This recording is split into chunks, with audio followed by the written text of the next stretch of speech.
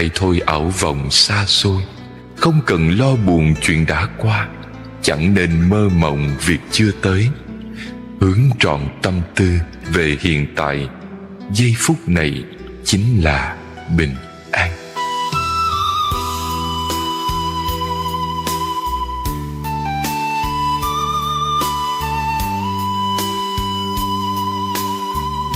Con đường đang đi là do mình lựa chọn, nên dù khó khổ đến đâu cũng dặn lòng phải đi cho đến cùng.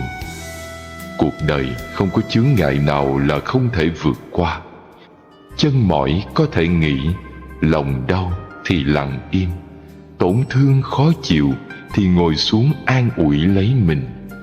Dù thế nào cũng không cần bày ra bộ mặt thảm thương trước bàn dân thiên hạ. Khi gặp chuyện ấm ức, hãy ngước nhìn lên cao. Trời đất bao la sẽ giúp ta dung chứa mọi muộn phiền. Vì con đường phía trước của mỗi người đều rất dài, rất nhiều đoạn phải một mình bước đi. Khoảng trời của một mình. Một mình có thể sẽ hơi buồn. Đừng quên an ủi bản thân. Ngày mai dù chuyện gì xảy ra cũng phải tiếp tục cố gắng. Một mình có khi thấy yếu đuối. Đừng quên cổ vũ bản thân. Chỉ cần dũng cảm hơn một chút, ta sẽ học được tính kiên cường. Một mình tự lựa chọn con đường, tự chống đỡ mưa gió, tự đối diện tất cả các vấn đề. Một người vững vàng thì dù mưa to gió lớn cũng không thể ngăn cản lối đi. Cứ vươn mình bước tới, buồn vui hờn giận tự mình cảm nhận, ngọt bùi cay đắng tự mình kinh qua. Một mình quen rồi sẽ không thấy cô đơn nữa. Vì cuộc sống này không có gì đáng sợ, không có gì là không thể. Hãy tin tưởng bản thân, bạn sẽ thành người mạnh mẽ. Bạn tức giận là vì lòng chưa đủ bao dung. Bạn phiền muộn là do tâm chưa đủ rộng lượng. Bạn lo nghĩ là bởi trí chưa đủ thông dong. Bạn đau thương là tại chí chưa đủ kiên cường. Bạn rầu rĩ là do nghĩ chưa đủ tích cực. Bạn đố kỵ là vì mình chưa đủ ưu tú. Mỗi loại phiền não đều bắt nguồn từ chính mình. Mỗi khi chúng xuất hiện là cơ hội để ta quay về quan sát nội tâm, nhận ra khiếm khuyết bản thân, rồi nỗ lực chuyển hóa. Cứ như thế, chúng ta hoàn thiện hơn mỗi ngày nhờ phiền não. Có một số việc phát sinh rồi chỉ có thể đón nhận. Có một số người mất đi rồi chỉ có thể buông tay. Một số đoạn đường lựa chọn rồi chỉ còn cách bước tới. Rất nhiều thứ tốt đẹp đều đến từ sự chờ đợi, không phải do giành giật. Nên có lòng nhẫn nại nếu không muốn lỗi hèn với hạnh phúc. Hãy tận hưởng mọi việc lớn nhỏ phát sinh trong cuộc sống. Vì ngày mai khi nghĩ lại, bạn sẽ nhận ra kỳ thực chúng đều rất quan trọng. Rất nhiều việc phải đợi đến khi trở thành hồi ức, mình mới ý thức được giá trị mà chúng mang theo. Nếu thật sự có duyên thì thời gian hay khoảng cách đều không phải vấn đề. Còn đã vô duyên thì dù có gặp rồi cũng mỗi người một hướng. Có lẽ một người cần đi qua rất nhiều đoạn đường, trải nghiệm nhiều vinh hoa và bao nỗi vất vả mới có thể trưởng thành. Khi nhìn rõ một người mà không nói ra, bạn sẽ hiểu được ý nghĩa của sự tha thứ. Không thích ai đó mà không trở mặt, bạn sẽ cảm nhận được đỉnh cao của sự tôn trọng. Một người trưởng thành không phải vì sống lâu, đi khắp nơi và kinh qua nhiều chuyện, mà bởi họ biết lúc nào cần buông xuống hoặc khoan dung để hạn chế sự đấu tranh giành giật. Trưởng thành là có thể giữ trọn nụ cười trong quá trình chuyển hóa khổ đau trở thành hạnh phúc. Bất luận cuộc sống hiện tại có bao nhiêu điều tồi tệ, cũng cần dũng cảm đối mặt. Đừng nghĩ chuyện lẩn tránh, càng không nên nguyền rủa oán than, vì tất cả là để bạn trưởng thành, cần biết cách tận dụng lấy. Chỉ cần trong lòng kiên định, ngoại cảnh không thể thay đổi được bạn. Không đố kỵ với kẻ khác sẽ không dễ dàng đánh mất chính mình. Điều gì không quên được cũng đừng cố gắng. Lỡ quên rồi thì thôi, không cần làm khó bản thân. Thông thường cái được rồi lại để vụt mất sẽ thấy tiếc nuối hơn so với lúc chưa có. Đừng quá ỷ lại bất kỳ ai, vì ỷ lại mới có kỳ vọng, vì kỳ vọng mới có thất vọng. Cho đi nhiều hơn. Người và người qua lại với nhau đều dùng tâm cảm nhận. Bạn tốt với ai, họ nhất định sẽ biết và có cách đền đáp. Đòi hỏi ít lại, bớt đòi hỏi người khác, yêu cầu bản thân nhiều hơn. Không nhiều tham vọng thì sẽ bớt đi những suy tư toan tính. Tập sống đơn giản. Cuộc sống vốn không hề phức tạp. Hãy thực tập sống đơn giản nhất có thể. Dành thời gian quan tâm nhiều hơn đến người thân cùng bạn hữu. Bạn sẽ cảm nhận được niềm vui và ý nghĩa sự sống. Con người thông thường vì quá xem trọng dục vọng của mình mới phải quan tâm thái quá đến phản ứng của kẻ khác. Khi mong cầu không được toại nguyện, liền cảm thấy bi thương. Người có lòng tham càng lớn sẽ càng trở nên yếu đuối. Kẻ chú ý đến lợi ích của mình bao nhiêu sẽ có nhiều toan tính bấy nhiêu. Muốn đạt được càng nhiều sẽ thấy mất mát càng lớn. Bao nhiêu tổn thương cũng từ tham dục mà ra. Nếu dẹp bỏ được lòng tham, những phiền não không có chỗ bám víu sẽ phải tự rời đi, và chúng ta sẽ được tự tại. Con người dù lạc quan thế nào cũng có khi phải rơi lệ. Nội tâm dù mạnh mẽ đến đâu cũng sẽ có lúc cảm thấy chông chênh. Đối diện với điều khó đối diện có khi cũng là sự gánh vác. Tiếp nhận những điều khó tiếp nhận sẽ giúp ta trưởng thành hơn. Dù lòng người thường hay yếu đuối, cũng nên cố gắng tập sống thật mạnh mẽ, vì không ai có thể thay thế ta. Sống trọn cuộc đời này, thương lấy bản thân, đối xử tốt với mình và sống những ngày tháng đáng tự hào. Lựa chọn thiện lành. Tôi chọn lương thiện không phải vì ngốc nghếch, mà tôi hiểu rằng lương thiện là bản tính. Làm người không thể độc ác, vì chắc chắn sẽ bị báo ứng. Tôi chọn nhường nhịn không phải vì sợ hãi, mà tôi thấy rằng nhịn một chút thì sống yên gió lặng, nhường một bước thì biển rộng trời cao.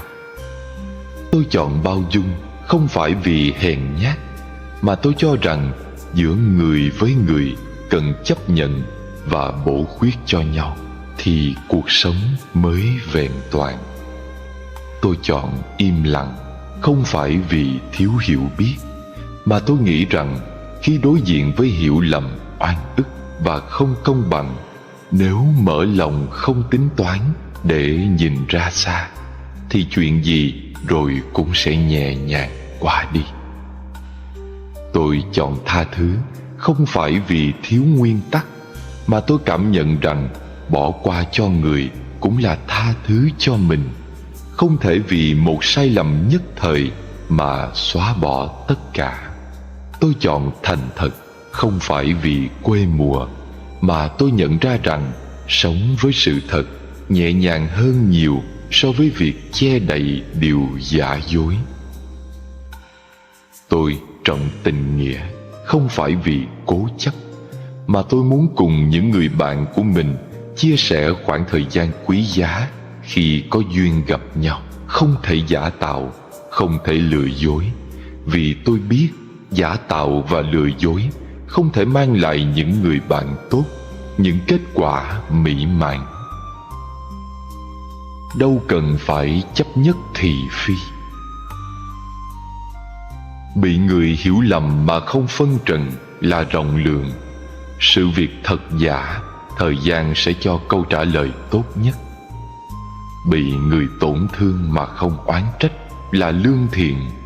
Tình đời thay đổi nóng lạnh, thời gian sẽ chứng minh tất cả. Bị người vu khống mà không buồn giận là có tu dưỡng. Phẩm chất tốt xấu, thời gian sẽ soi sáng tỏ tường. Ở đời, nhiều khi hơn nhau không phải do bạn nhìn thấu bao nhiêu chuyện, mà quan trọng ở chỗ bạn biết xem nhẹ những việc gì. Tấm lòng rộng hay hẹp không phụ thuộc việc quen biết người nhiều hay ít, mà có thể bao dung được những ai. Người chấp nhận thiệt thòi không có nghĩa là thua thiệt. Sớm muộn gì cũng sẽ có sự bù đắp xứng đáng. Người nhường nhịn không hề mất mát gì ngoài sự tự tôn. Họ còn có được lòng người, vì thế càng trở nên tôn quý. Khi có thể bỏ qua quá khứ, xem trọng hiện tại và vui vẻ với tương lai, là lúc bạn đang đứng ở vị trí cao của cuộc đời. Khi bao dung được cả những điều bất như ý trong cuộc sống, chỉ quan tâm đến trách nhiệm mà không cần lợi ích, là lúc bạn đang đứng ở vị trí cao của tinh thần. Khi có thể hướng về phía trước với lòng hy vọng, nhìn xuống dưới với sự cảm thông và đối đãi với người trên bằng tâm cảm kích, là lúc bạn đang đứng ở vị trí cao của tâm hồn. Cuộc sống không những cần nhìn xa, nhìn thấu, mà còn phải nhìn mọi việc thật thông suốt. Nhìn xa mới thấy được toàn vẹn, nhìn thấu mới biết được thiên hạ nhộn nhịp kia phần đông đều vì danh mà đến, vì lợi mà đi. Nhìn thông không phải đã hết mưu cầu, mà để tâm được bình an và yên tĩnh. Sự lão hóa đáng sợ nhất của con người không phải ở ngoại hình, mà là mất đi tinh thần cầu tiến. Một người tuy không thể thay đổi hình dáng bên ngoài, nhưng hoàn toàn có thể cải thiện tính tình ở bên trong.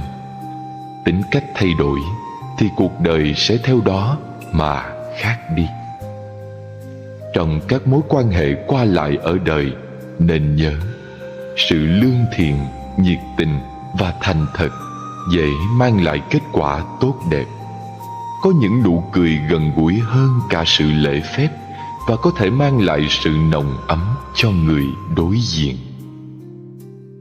Chúng ta, những con người bằng xương bằng thịt, khó tránh khỏi những lúc sức cùng lực kiệt. Một trái tim nhỏ bé, yếu đuối sẽ có khi cảm thấy thương tổn, đau lòng. Nhưng không phải hễ có bao nhiêu uất ức thì đều phải phơi bày lên khuôn mặt. Càng không thể hễ gặp khó khăn là phải tìm người kể khổ. Nếu mọi nỗi đau đều có thể quên đi, thì chẳng ai muốn giữ mình thanh thản. Nếu mọi vết thương đều có thể liền sẹo, thì cần chi những cấm kỵ trên đời. Hãy nhớ rằng bạn cũng là một người bình thường. Lúc cơ thể mỏi mệt, cần phải biết nghỉ ngơi. Khi trong lòng bị tổn thương, cần phải được điều trị. Mọi việc chỉ cần bản thân đã cố gắng hết lòng, thì kết quả thế nào cũng không cần hối hận. Bởi trên đời có rất nhiều việc không phải mình muốn là được, không nên làm khó bản thân. Trên đời vốn không có chuyện bất bình, mà chỉ có cái tâm bất bình. Đừng trách móc oán hận, mà hãy thản nhiên với hết thảy, xem mọi chuyện như khói mây.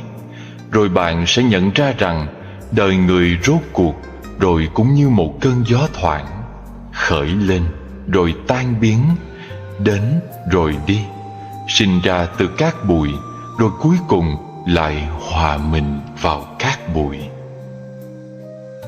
Nếu ai hỏi tôi sợ điều chi nhất, tôi sợ nhiều bóng tối cõi lòng tôi. Danh lợi mất, tôi xem rằng chưa mất. Mất lương tri là mất đã nhiều rồi. Nếu ai hỏi tôi ghét điều chi nhất, ghét chính là đánh mất sự bình yên. Nếu không thương, tôi không ghét, không phiền. Có thương ghét, hồn nhiên như trẻ nhỏ. Nếu ai hỏi tôi biết ơn gì nhất, thưa, chính là những trở ngại chướng duyên. Đời sóng gió giúp buông lòng kiêu ngạo, sớm quay về nẻo đạo biết nhu khiêm. Nếu ai hỏi điều làm tôi thất vọng, đó chính là mơ mộng đổi thay đời. Nếu tôi biết đổi chính mình quan trọng, thay cái nhìn thế giới đẹp tinh khôi. Nếu ai hỏi điều gì tôi hy vọng, ước mong mình mở rộng cõi lòng hơn. Cái tôi lớn, đất trời thu nhỏ lại, tôi bé đi, đời bát ngát yêu thương.